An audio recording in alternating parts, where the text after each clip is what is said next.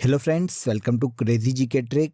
तो आइए daily current affairs की सीरीज को आगे बढ़ाते हैं और आज के इस वीडियो में देखिए हम 18 जुलाई 2023 के सभी करंट अफेयर्स को एक एक करके यहाँ पर डिस्कस कर लेते हैं। वीडियो में एंड तक बने रहिएगा, काफ़ी इंटरेस्टिंग वीडियो होने वाला है। और अगर आपको इस टॉपिक की पीडीएफ को डाउनलोड करना है तो आप सभी जानते हैं कि क्रेजी जीके ट्रिक के एप्लीकेशन पर और क्रेजी जीके ट्रिक के टेलीग्राम चैनल पर इसकी पीडीएफ आपके लिए फ्री ऑफ कॉस्ट अवेलेबल होती है, तो आप वहां पर जाकर इसे कलेक्ट कर सकते हैं। सबसे पहला क्वेश्चन देखिए, एशियन एथलेटिक्स चैंपियनशिप 2023 में भारत पदक तालिका में कौन से स्थान पर रहा है? वेरी वेरी इंपॉर्टेंट, नोट कर लीजिएगा। आप सभी जानते हैं, देखिए एशियन एथलेटिक्स चैंपियनशिप 2023 का हाल ही में आयोजन थाईलैंड के बैंकॉक में 12 से 16 जुलाई तक किया गया है। इस एथलेटिक्स चैंपियनशिप में देखिए भारत पदक तालिका में तीसरे स्थान पर रहा है। तो पहले आंसर लेते हैं, आंसर बी हो जाएगा। इस पूरी चैंपियनशिप में भारत ने देखिए टोटल 27 मेडल अपने नाम किए हैं, जिनमें से 6 गोल्ड, 12 सिल्वर और 9 ब्रॉन्ज मेडल हैं। इस तरह से 27 पदक के साथ भारत मेडल टेली में तीसरे स्थान पर रहा है। अब बात आती है कि पहले और दूसरे स्थान पर कौन से देश हैं।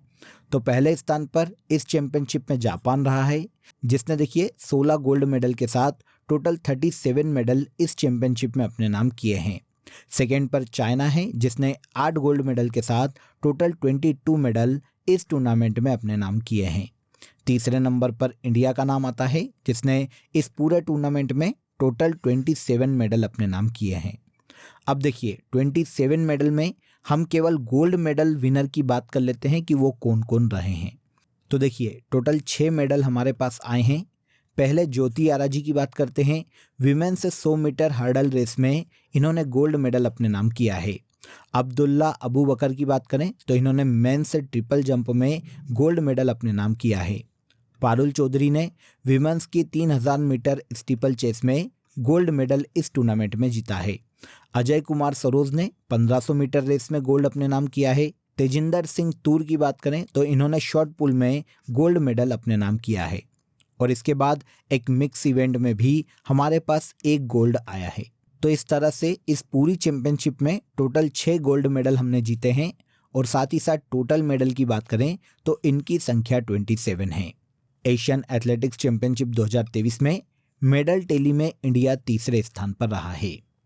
देखिए दोस्तों, अगर आपको मंथली करंट अफेयर्स की डिटेल पीडीएफ लेना है तो आप रूट एप्लीकेशन या क्रेजी जीके ट्रिक एप्लीकेशन से डाउनलोड कर सकते हैं। साथ ही आप वीडियो के कमेंट बॉक्स में भी लिंक दिया हुआ है, जहां से क्लिक करके आप ले सकते हैं। इन मंथली करंट अफेयर्स पीडीएफ में देखिए पूरे मंथ के जो सबसे ज़्यादा एग्जाम रिलेवेंट क्वेश्चन होते हैं, उन क्वेश्चन को यहाँ पर डिटेल के साथ प्रोवाइड किया गया है, जो एग्जाम के लास्ट टाइम रिविजन में आपको बहुत हेल्प करता है। तो एक बार जरूर क्लिक करें। चलिए आगे बढ़ते हैं। सेकेंड देखिए, दलीप ट्रॉफी 2023 का खिताब किस टीम ने अपने नाम किया? दलीप ट्रॉफी 2023 का खिताब देखिए हाल ही में साउथ जोन ने अपने नाम किया है। साउथ जोन ने दलीप ट्रॉफी टूर्नामेंट 2023 का खिताब जीत लिया। आपको यहाँ पर यह पता होना चाहिए कि दलीप ट्रॉफी जिसकी हम बात कर रहे हैं, ये क्रिकेट से संबंधित टूर्नामेंट है, जिसका खिताब साउथ जोन ने अपने नाम किया है। इसका जो फाइनल था फ्रेंड्स, वो बेंगलोर के चिन्ना स्वामी स्टेडियम में खेला गया था। इसके फाइनल में वेस्ट जोन को हराकर साउथ जोन ने इस ट्रॉफी को अपने नाम किया है। साउथ जोन देखिए इस टूर्नामेंट को 14 बार जीत चुकी है।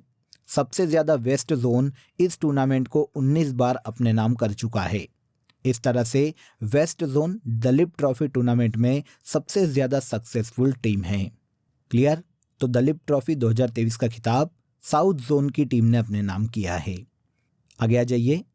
नोमैडिक एलिफेंट 2023 संयुक्त सैन्य अभ्यास भारत और किस देश के बीच आयोजित किया जाएगा? नोमैडिक एलिफेंट युद्धाभ्यास की बात करें तो इसका आयोजन भारत और मंगोलिया की सेना के मध्य में किया जाता है। 2023 में देखिए 17 से लेकर 31 जुलाई 2023 तक मंगोलिया के उलान बटार में इस संयुक्त सैन्य अभ्यास का आयोजन किया जाने वाला है। भारत और मंगोलिया की सेना के मध्य में सैन्य गतिविधियों को साझा करना इस युद्धाभ्यास का मुख्य उद्देश्य है। यह युद्धाभ्यास देखिए हर साल आयोजित किया जाता है और मंगोलिया और भारत में वैकल्पिक रूप से इसका आयोजन अलग अलग ईयर में किया जाता है। तो यहाँ पर हमें यह समझ में आ गया कि नोमैडिक एलिफेंट युद्धाभ्यास भारत और मंगोलिया के मध्य में आयोजित किया जाता है। इसके अलावा देखिए भारत के अन्य पड़ोसी देशों के साथ जो युद्धाभ्यास होते हैं, एक बार हम उनकी भी बात कर लेते हैं। भारत और बांग्लादेश की सेना के मध्य में संप्रीति युद्धाभ्यास, भारत और श्रीलंका की सेना के मध्य में मित्र शक्ति, भारत और थाईलैंड की सेना के मध्य में मैत्री युद्धाभ्यास, भारत और नेपाल की सेना के मध्य में सूर्य किरण और भारत और चीन के मध्य में हैंड इन हैंड युद्धाभ्यास का आयोजन किया जाता है। नोमैडिक एलिफेंट के साथ साथ इन सभी को याद रखिएगा। अगले क्वेश्चन पर आते हैं। AI फॉर इंडिया 2.0 का शुभारंभ किसके द्वारा किया गया? AI फॉर इंडिया 2.0 जो पहल है, इसका शुभारंभ हाल ही में धर्मेंद्र प्रधान के द्वारा किया गया है।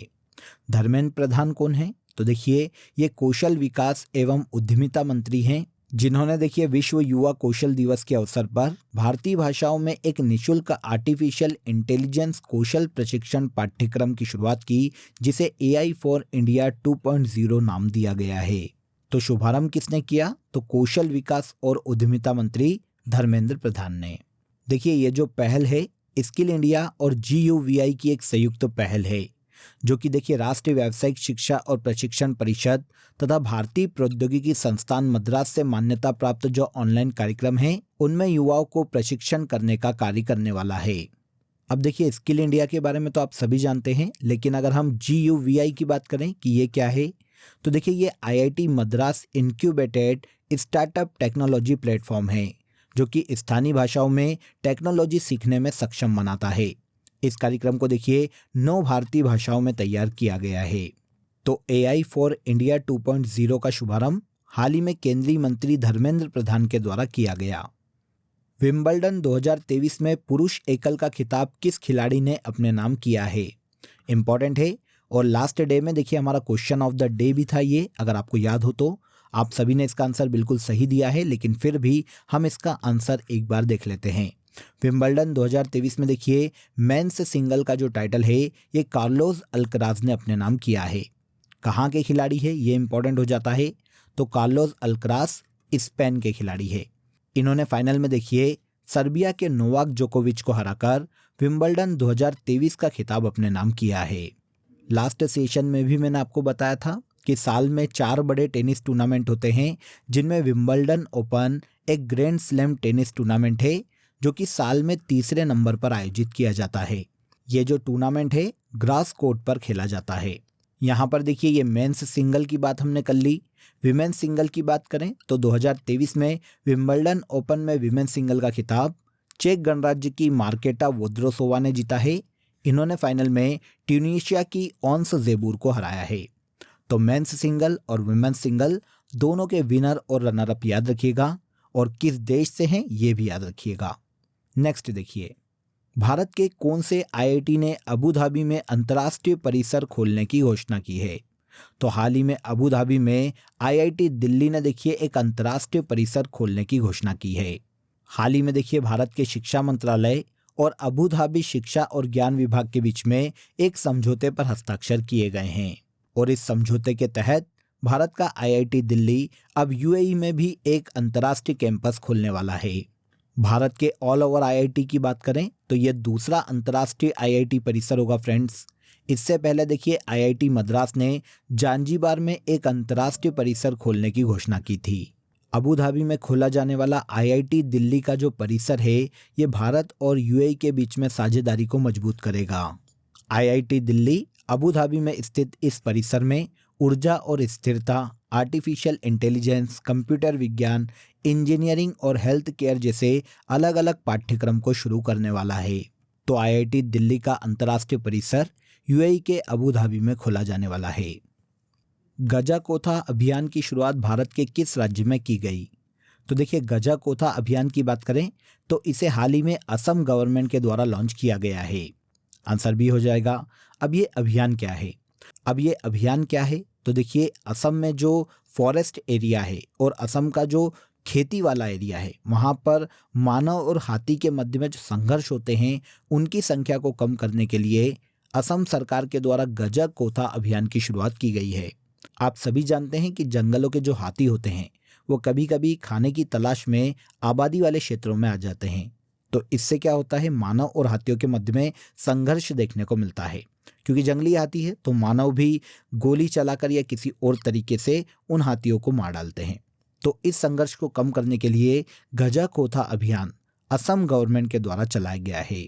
इस अभियान के तहत देखिए असम की गवर्नमेंट राज्य में ऐसे क्षेत्रों को चिन्हित करेगी, ऐसे गांवों को चिन्हित करेगी और वहां के लोगों को हाथियों के व्यवहार और क्षेत्र की पारिस्थितिकी और सांस्कृतिक संबंध के बारे में शिक्षित करेगी, ताकि मानव और हाथियों के बीच में होने वाले जो संघर्ष हैं उन्हें कम किया जा सके। इसे ही असम में गजाकोथा अभियान के नाम से शुरू किया गया है। असम जो कि एक पूर्वी राज्य, इसकी कैपिटल दिसपुर है। हेमंत बिस्वा शर्मा यहाँ के चीफ मिनिस्टर के पद पर हैं और गुलाब चंद कटारिया वर्तमान में असम के गवर्नर के पद पर हैं। ओके, इसके बाद एक और इम्पोर्टेंट क्वेश्चन देखिए, लंबानी कला किस राज्य से संबंधित है?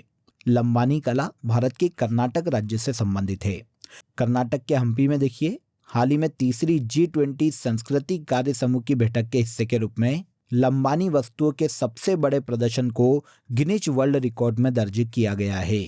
लंबानी कला नॉर्मली देखिए एक वस्त्र कला है, जहां पर क्या होता है कि जो कटे फटे कपड़े होते हैं, जो पुराने कपड़े होते हैं, जो मतलब यूज नहीं आ रहे, ऐसे कपड़ों को जोड़कर सिलकर एक नई तरह की कला को बनाया जाता है। मतलब एक नए तरह का कपड़ा तैयार किया जाता है।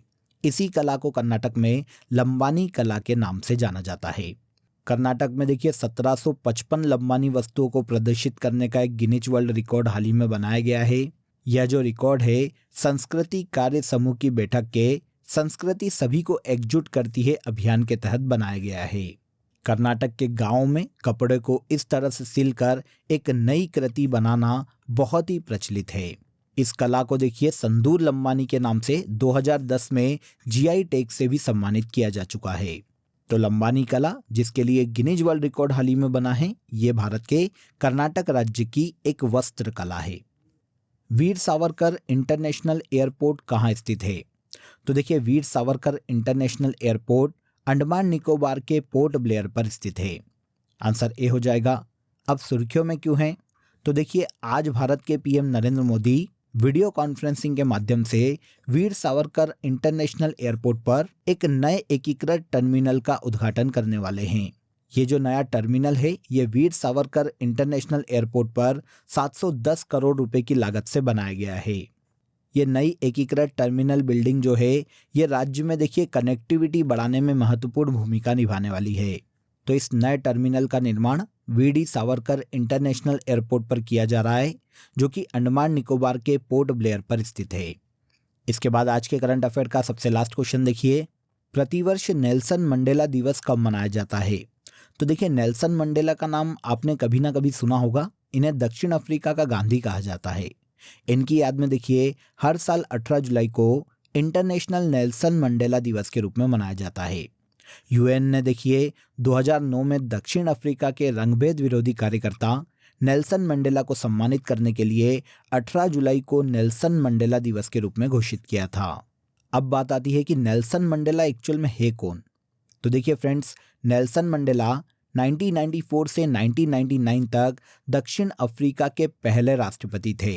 ये दक्षिण अफ्रीका के पहले अश्वेत प्रमुख भी थे, जिन्हें देखिए दक्षिण अफ्रीका में पूरी तरह से लोकतांत्रिक चुनाव के द्वारा चुना गया था। इन्होंने देखिए दक्षिण अफ्रीका में रंग भेद के खिलाफ काफ़ी बड़ा आंदोलन किया था, काफ़ी समय तक आंदोलन किया था, काफ़ी लंबी लड़ाई लड़ी थी, जिसके कारण इन्हें शांति के नोबेल पुरस्कार से भी सम्मानित किया गया था। इनकी याद में 18 जुलाई 2010 को नेल्सन मंडेला की 92 बर्थ एनिवर्सरी पर अंतर्राष्ट्रीय नेल्सन मंडेला डे घोषित किया गया था। 2023 में climate, food and solidarity Nelson Mandela दिवस की थीम है। हर साल ये डे 18 जुलाई को मनाया जाता है। ओके, तो यहाँ पर देखिए हमने 18 जुलाई 2023 के सभी करंट अफेयर्स को डिटेल में समझ लिया। अब आ जाइए आज की फैक्ट शीट में हम जुलाई मंथ के सभी डेज को डिस्कस कर लेते हैं। पहला देखिए 1 जुलाई को हर साल डॉक्टर्स डे और नेशनल पोस्टल वर्कर डे के रूप में मनाया जाता है। इसके अलावा चार्टेड अकाउंटेंट डे भी हर साल 1 जुलाई को ही मनाया जाता है। वर्ल्ड UFO डे हर साल 2 जुलाई को मनाया जाता है। इंडिपेंडेंस डे ऑफ USA हर साल 4 जुलाई को मनाया जाता है। वर्ल्ड जूनोस डे हर साल 6 जुलाई को मनाया जाता है। वर्ल्ड पॉपुलेशन डे हर साल 11 जुलाई को मनाया जाता है। ये काफ़ी इंपॉर्टेंट है, नोट कर लीजिएगा। इसके बाद 12 जुलाई को हर साल नेशनल सिंप्लिसिटी डे और मलाला डे के रूप में मनाया जाता है। 14 जुलाई को बेस्टल डे मनाया जाता है। अभी बेस्टल डे की परेड हुई थी फ्रांस में, आप सभी जानते हैं।